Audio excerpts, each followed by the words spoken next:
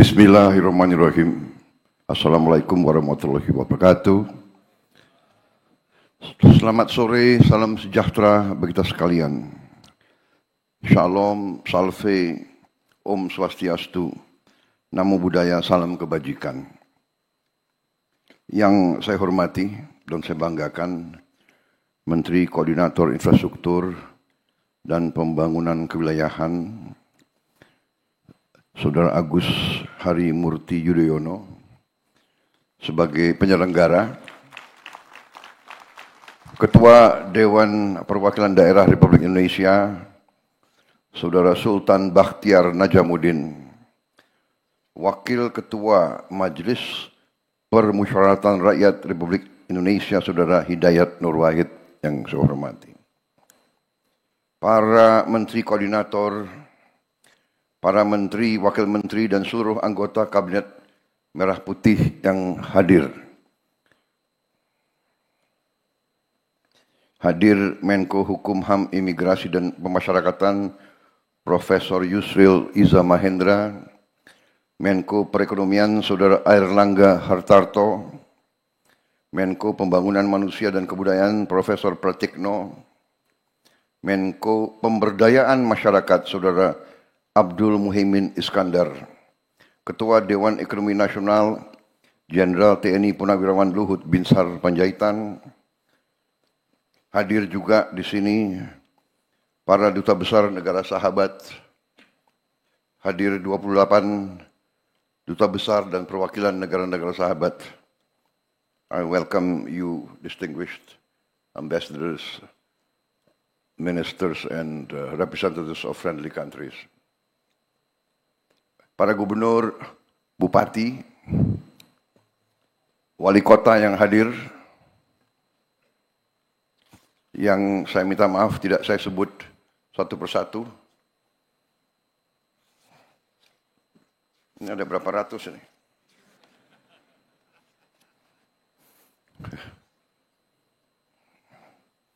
Tapi saya sambut para gubernur, bupati, wali kota yang berkenan hadir. Terima kasih.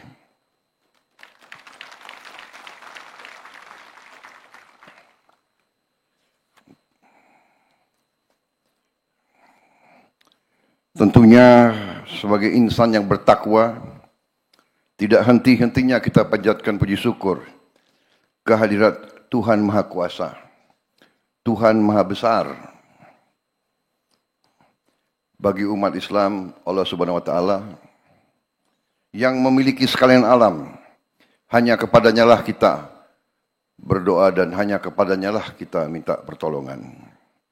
Kita bersyukur atas segala karunia yang diberikan kepada kita, atas kondisi bangsa yang damai dan sejuk, atas kesehatan dan nafas yang masih diberikan kepada kita sekalian, sehingga kita dapat hadir berkumpul di tempat ini dalam keadaan tidak kekurangan sesuatu apapun. Saudara-saudara sekalian, Menko Infrastruktur yang saya hormati, terima kasih atas undangan ini, dan terima kasih atas penyelenggaraan dan pengaturan yang baik dan tertib. Juga terima kasih atas sambutan Saudara Menko, karena memang sudah lengkap sebetulnya, tidak perlu panjang lebar keynote address saya. Sudah lengkap kan yang beliau sampaikan. Tapi saya senang karena berarti saya tidak salah pilih Menko Infrastruktur.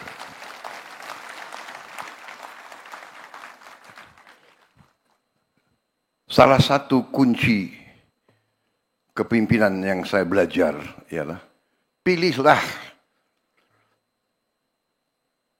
tim Anda yang terbaik yang bisa kau pilih. Itu yang saya belajar. Sama dengan kalau kita mau bikin tim sepak bola, pilih yang terbaik yang ada, ya kan? Kalau memang belum berhasil, minimal kita berusaha. Kan begitu. Jadi, kenapa saya sebut ini? Karena saya terus terang saja memberi pengarahan itu tidak terlalu sering. Memberi petunjuk tidak terlalu sering. Dan tidak terlalu lama. Saya memberi petunjuk kepada saudara Yudhoyono ini, saudara AHY, tidak sering dan tidak panjang lebar. Saya sampaikan ini intinya. Beliau bisa nangkap dan saudara-saudara tadi ini yang beliau sampaikan inilah sebenarnya yang sedang kita kerjakan. Jadi saudara-saudara sekalian, kita akui masih banyak tantangan, masih banyak kesulitan. Kita akui bahwa kita harus mengejar ketertinggalan kita dengan perkembangan yang begitu dahsyat di dunia sekarang ini. Tapi kita bertekad bahwa kita bisa mengejar ketertinggalan itu. Karena kehendak kita jelas, kehendak kita kuat, pemahaman kita terhadap keadaan juga jelas. Nah, sekarang tinggal mempersatukan kehendak tersebut, mempersatukan kolaborasi, dan bekerja dengan semangat, bekerja dengan optimisme, bekerja dengan kehendak yang kuat. Saudara-saudara sekalian, masalah yang kita hadapi dalam pembangunan suatu bangsa, masalahnya adalah masalah yang sudah dialami oleh berapa puluh bahkan ratusan negara-negara lain. Sejarah peradaban manusia mengajarkan kita bahwa keberhasilan suatu bangsa itu ada unsur-unsurnya, ada elemen-elemennya. Tentunya harus ada sistem politik, sistem kenegaraan yang berfungsi. Sistem kenegaraan itu menyangkut sistem hukum yang berkeadilan, yang berfungsi. Kemudian dengan sistem tersebut terpilihlah unsur-unsur pimpinan di bidang eksekutif, di bidang yudikatif, dan di bidang legislatif. Kita sekarang sedang berbicara masalah tugas kita sebagai eksekutif. Baru saja tadi pagi saya berurusan dengan yudikatif. Dan legislatif terus-menerus mengawasi kita dan menopang kebutuhan-kebutuhan anggaran kita. Urusan pembangunan suatu negara adalah urusan penggunaan dan pengelolaan sumber daya dan kekayaan suatu bangsa. Tugas kita bersama, para eksekutif, adalah bagaimana kita menjaga dan mengelola sumber daya dan kekayaan tersebut. Kemudian, setelah kita menghadapi dan mengalami dan setelah kita mengidentifikasi masalah-masalah pokok bangsa, kita datang dengan solusi-solusi. Kita tidak takut dengan hambatan, kita tidak takut dengan kesulitan, tidak takut dengan ancaman. Kita akan hadapi kesulitan tersebut. Kita akan hadapi dengan cepat dan kita akan cari solusi dengan cepat dan kita akan kerjakan. Saudara-saudara sekalian,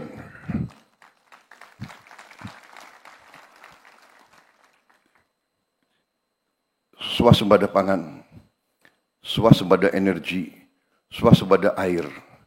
Ini krisis yang sudah diramalkan oleh PBB. Krisis dunia. Dunia sedang menghadapi krisis pangan. Ratusan juta rakyat bumi sedang mengalami kelaparan sekarang. Banyak negara yang susah menghasilkan pangan. Kita bersyukur diberi segala nikmat oleh Yang Maha Kuasa. Lahan yang luas, yang subur, air yang cukup,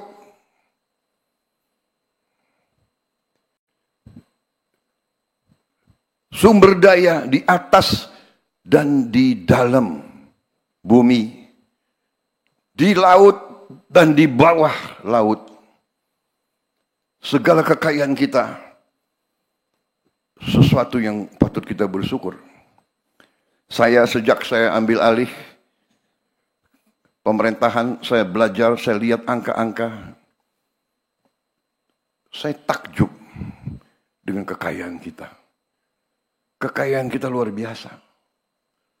Tapi saya juga sadar bahwa kita perlu lebih berani, lebih pandai mengelola kekayaan-kekayaan tersebut. Saya tidak malu-malu. Walaupun di hadapan sahabat-sahabat dari luar negeri, saya juga tidak malu-malu. Kita harus berani mengatakan apa adanya. Kekurangan Indonesia adalah kita kurang tegas, kurang berani, kurang disiplin, kurang keras menjaga kekayaan kita. Terlalu banyak kekayaan Indonesia yang tidak sampai ke rakyat Indonesia. Saudara-saudara, dengan demikian saya harus memimpin suatu pemerintah yang berani untuk menegakkan efisiensi penghematan. Dengan efisiensi penghematan, kita bisa investasi di hal-hal yang sangat penting. Saya terima kasih Menko Infrastruktur dan menteri-menteri bisa memahami ini. Bahwa sekarang ini yang saya ingin amankan adalah sumber pangan Indonesia dan sumber energi. Dan alhamdulillah tanda-tanda sudah jelas di hadapan mata dengan kebijakan-kebijakan kita dalam beberapa bulan ini. Dan sekali lagi saya tekankan, peranan dari pemerintah sebelum pemerintah yang saya pimpin. Harus saya tegaskan di sini bahwa transisi dari pemerintah Pak Jokowi kepada saya adalah yang ikut menentukan bahwa kita sekarang bisa bekerja dengan cepat. Saudara-saudara sekalian, kita harus berani mengakui kebaikan dan keberhasilan pemerintah-pemerintah sebelum kita. Saya tidak akan pernah malu-malu bahwa apa yang kita kerjakan sekarang tidak kecil peranan pemerintah-pemerintah sebelum ini.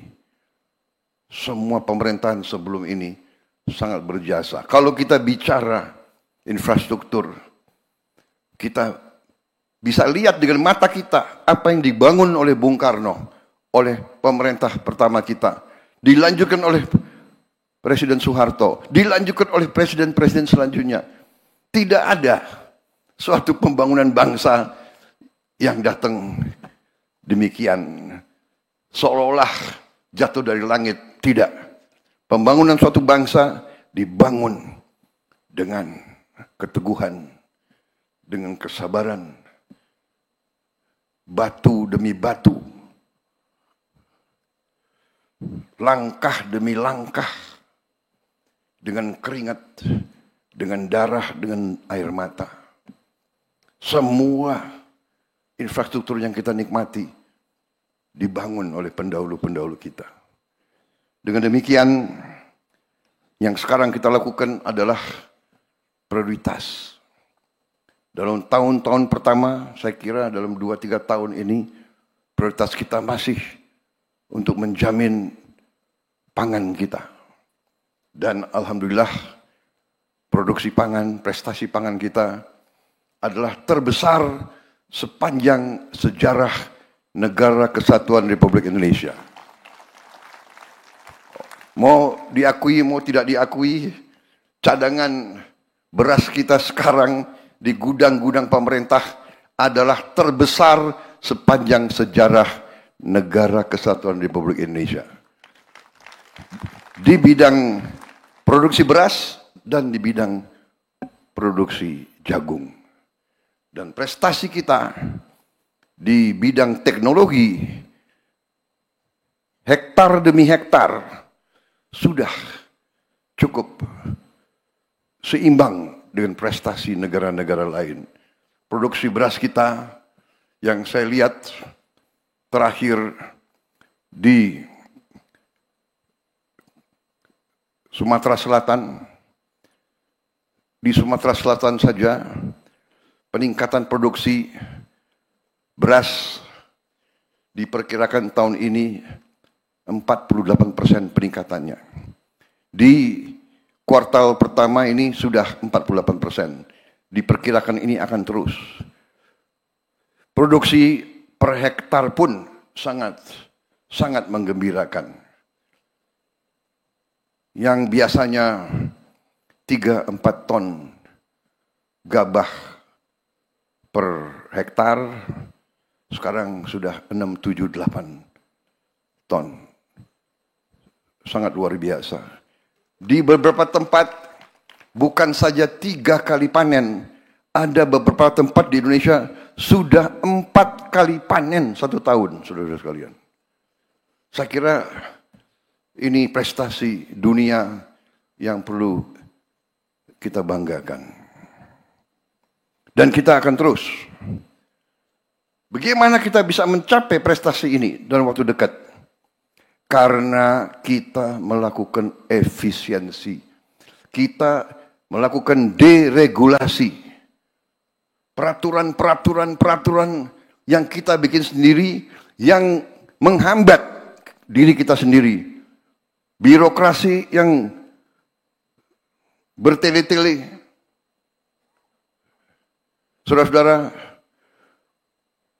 pupuk dari pabrik milik pemerintah Indonesia, pupuk yang disubsidi oleh APBN, keluar dari pabrik menuju petani, tadinya 145 peraturan. 145 regulasi. Harus tanda tangan menteri. Untuk tanda tangan menteri harus paraf dirjen. Dari situ persetujuan gubernur, persetujuan bupati, persetujuan camat, baru ke petani. Saya coret itu semua. Dari pabrik langsung ke Gapoktan. Nggak ada ini. Tidak ada produksi naik, saudara. Pupuk yang langka ternyata bisa tidak langka. Pupuk bisa terjangkau oleh petani. Saudara-saudara, ini mempertebal keyakinan saya bahwa pemerintah modern harus efisien, harus kerja cepat, harus fleksibel, kenyal, dan tidak boleh bertele-tele dengan peraturan. Peraturan penting untuk mengawasi, mengendalikan, dan mengamankan. Tapi peraturan yang dibuat hanya untuk mempertahankan kekuasaan sektoral dan hal-hal yang terlibat dengan vested interest, dengan kepentingan-kepentingan tertentu yang tidak semata-mata untuk kepentingan rakyat, harus kita tinggalkan. Dan saya bertekad untuk saya bekerja keras untuk mengurangi regulasi-regulasi yang tidak masuk akal.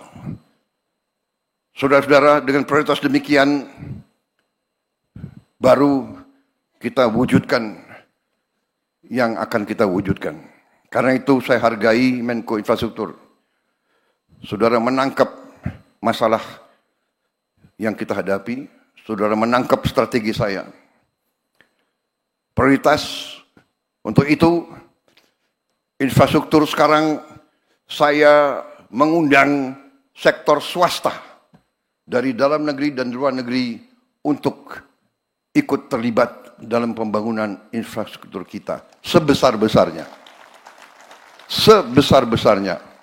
Saya akan mengakui, saudara-saudara, saya percaya dengan peranan negara yang kuat untuk intervensi, mengatasi kemiskinan, mengatasi kelaparan, memperbaiki pendidikan. Saya percaya dengan intervensi negara yang kuat.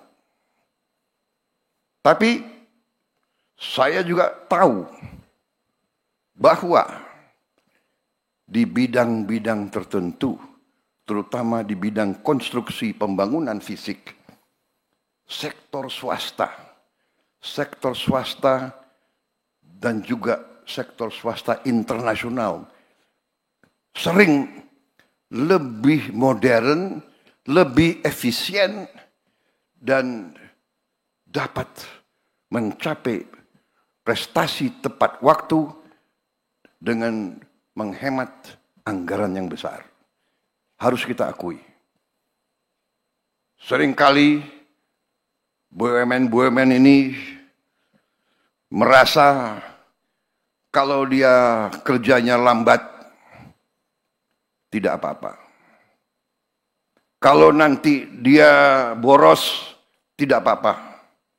Karena ada Menteri Keuangan yang akan, apa istilahnya, PMN. PMN, apa ini PMN ini? Ya kan? Kalau kita tanya perusahaan-perusahaan besar internasional, dia ada nggak PMN?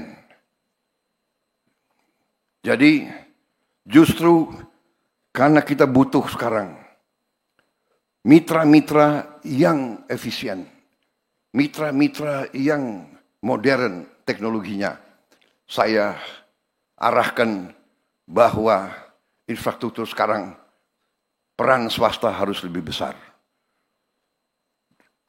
Saudara-saudara.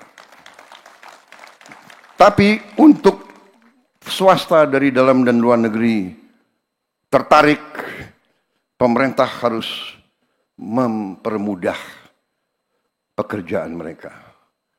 Jadi saya menyambut baik tadi apa itu, pusat-pusat atau kantor-kantor memfasilitasi semua proyek, dibantu, diamankan, dijaga supaya tidak terganggu rencana besar pembangunan tersebut. Itu strategi kita mengundang, dan saudara-saudara, pemerintah Indonesia juga sekarang merasa kita lebih kuat. Dengan efisiensi yang kita lakukan di awal administrasi saya, di awal pemerintahan saya, dengan efisiensi yang kita lakukan, ternyata kita bisa menghemat banyak uang, cash, dan uang itulah sekarang kita pakai sebagai dana investasi kita. Sehingga kita sekarang berani, kalau kita undang kerjasama dengan swasta atau dengan asing, kita berani, pemerintah akan ikut berapa persen. Dan bukan minta saham kosong, tapi kita ikut serta dengan uang yang nyata, uang yang real. Saya kira itu akan memberi comfort kepada semua mitra-mitra dari luar negeri. Saudara-saudara sekalian, strategi besar kita demikian. Tadi sudah digarisbawahi beberapa elemen. Saya ingin emphasize, saya ingin garisbawahi salah satu proyek infrastruktur yang sangat strategis, sangat vital bagi kita, merupakan suatu mega project, tapi harus kita laksanakan adalah Giant Sea Wall, tanggul laut pantai utara Jawa. Proyek ini sangat vital. Proyek ini berada dalam perencanaan Bappenas sejak tahun 95. Bayangkan, sejak tahun 95. 30 years ago. Kalau tidak salah ya, 30 tahun yang lalu. Tapi kita tidak berkecil hati. Sekarang tidak ada lagi penundaan. Sudah nggak perlu lagi banyak bicara. Kita akan kerjakan itu segera, saudara-saudara sekalian. Proyek ini menyangkut jarak yang tidak pendek, kalau tidak salah sekitar 500 km dari Banten sampai ke Jawa Timur, ke Gresik, 500 km, dan perkiraan biaya yang dibutuhkan 80 miliar dolar. Dan waktu perkiraan untuk di Teluk Jakarta saja kemungkinan 8 sampai 10 tahun. Kalau sampai ke Jawa Timur mungkin membutuhkan waktu 20 tahun. 15 sampai 20 tahun. Tidak ada masalah. Ada pepatah kuno. Perjalanan 1000 kilometer dimulai oleh satu langkah. Kita akan segera mulai itu. Saya sudah perintahkan suatu tim untuk roadshow keliling. Dan dalam waktu dekat saya akan bentuk otorita, badan otorita Tanggul Laut Pantai Utara Jawa. Orang Indonesia senang dengan singkatan-singkatan. Jadi kita lagi cari singkatan yang enak itu. Badan Otorita, BO. Tanggul Laut Pantura Jawa, TLPJ. Jadi BO TLPJ. Kalau disingkat gimana itu? Iftitah gimana kalau singkatannya itu? Apa?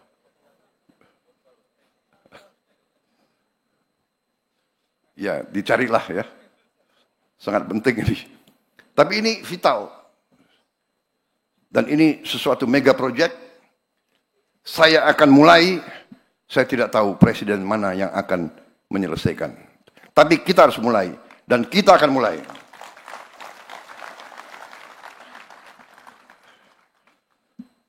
$80 miliar khusus Teluk Jakarta, kemungkinan 8 sampai 10 miliar dolar. Kalau 8 sampai 10 miliar dolar saya kira kita sendiri mampu. Di sini ada hadir Gubernur DKI, hadir tidak? Enggak hadir. Waduh, ini coba diselidiki kenapa tidak hadir. Pakai kacamata biar saya. Tapi saya sudah ketemu. Saya sudah ketemu berapa hari yang lalu, dan saya sudah kirim utusan, ya, tanya, Gubernur DKI dukung proyek ini atau tidak? Saya dapat jawaban dukung. Alhamdulillah. Karena APBD-nya DKI sangat besar. Jadi saya bilang, DKI harus urunan. Pemerintah pusat urunan. Jadi kalau 8 miliar dolar, katakanlah 8 tahun, berarti 1 miliar dolar 1 tahun. Menteri Keuangan sudah kelihatan tegang melihat. Tenang Bu, DKI nyumbang. Jadi DKI setengah, pemerintah pusat setengah. Karena ini untuk DKI sebenarnya. Ya, jadi Tanggul Utara DKI, kemudian nanti selanjutnya di depan Semarang, prioritas kita adalah DKI Semarang. Semarang, Pekalongan, Brebes itu air sudah mengancam kehidupan rakyat kita, harus segera. Dan ini sesuatu yang harus kita laksanakan dan kita terbuka. Perusahaan-perusahaan dari Tiongkok, dari Jepang, dari Korea, dari Eropa, dari Timur Tengah yang mau ikut silakan. Tapi kita tidak tunggu, kita akan gunakan kekuatan kita sendiri. Saudara-saudara sekalian, demikian yang ingin saya sampaikan. Saya minta maaf kalau keynote saya tidak panjang. Saya kira saudara-saudara juga tidak mau kalau saya terlalu panjang bicara. Betul ya? Betul. Terserah. Saya datang sesuai permintaan audiens. Mau singkat atau panjang? Mau singkat atau panjang? Bohong gitu. Kalau politisi takut sama presiden, panjang Pak, panjang. Yang di belakang udah resah. Ya kan? Coba pakai kacamata saya mau lihat ini. Mana senyumnya yang politisi atau senyumnya yang... Kalau orang-orang eksekutif, ya, orang pengusaha, orang itu maunya singkat. Sudahlah Pak, jangan macam-macam. Kasih tahu kita mana, apa, bagaimana, berapa. Kan begitu kan? Kan begitu. Ya. Who, what, why, where, how much, and how much for me. Right? Yeah, no need to talk too much, talk too long. Saudara-saudara, karena ini sudah dibuat oleh staf saya. Kasihan kalau saya nggak pakai. Kita akan terapkan disiplin fiskal. Karena saya dilihatin oleh Menteri Keuangan terus. Ya. Kita akan sederhanakan perizinan dan proses pengadaan lahan. Sudah saya singgung. Kita akan perkuat kerjasama pemerintah dan badan usaha swasta. Kita akan perkuat kerjasama pemerintah pusat dan pemerintah daerah. Saudara-saudara sekalian, kita sekarang memiliki Danantara, Sovereign Wealth Fund, di mana Danantara siap ikut infrastruktur, ikut investasi pada proyek infrastruktur. Demikian saudara-saudara yang ingin saya sampaikan, kita berada di ambang transformasi besar, kita optimis. Saya sudah melihat angka-angka itu, kekayaan kita luar biasa. Saya percaya dalam 2 tahun, mungkin mulai tahun depan dan selanjutnya, kita bisa tertibkan kekayaan-kekayaan itu. Saya ketemu dengan ahli-ahli dari universitas terbaik di dunia. Mereka menyampaikan kekayaan kita di laut kita masih sangat kecil, belum tersentuh yang sebenar-benarnya. Kita akan swasembada pangan, itu sudah sangat jelas. kita akan swasembada air, dan kita juga akan swasembada energi dalam waktu dekat. Dan kita akan tertibkan, kita akan tegakkan hukum hanya dengan kepastian hukum. Hukum yang benar, iklim usaha akan berkembang dengan baik. Demikian pengarahan saya. Terima kasih Menko Infrastruktur dan semua peserta. Terima kasih. Teruskan dan laksanakan apa yang sudah saudara rencanakan. Wassalamualaikum warahmatullahi wabarakatuh. Ini yang ditunggu-tunggu. Kapan wassalamualaikum warahmatullahi wabarakatuh. Salam sejahtera bagi kita sekalian. Shalom, salve, om, santi, santi, santi, om. Namo Buddhaya, salam kebajikan, rahayu, rahayu. Terima kasih.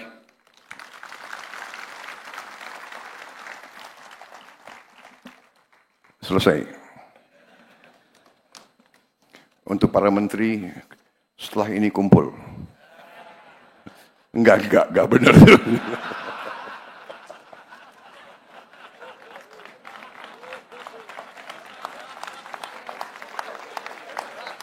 Selanjutnya, dimohon berkenan yang terhormat Presiden Republik Indonesia untuk berfoto bersama. Kepada para tamu undangan, kami mohon untuk berdiri.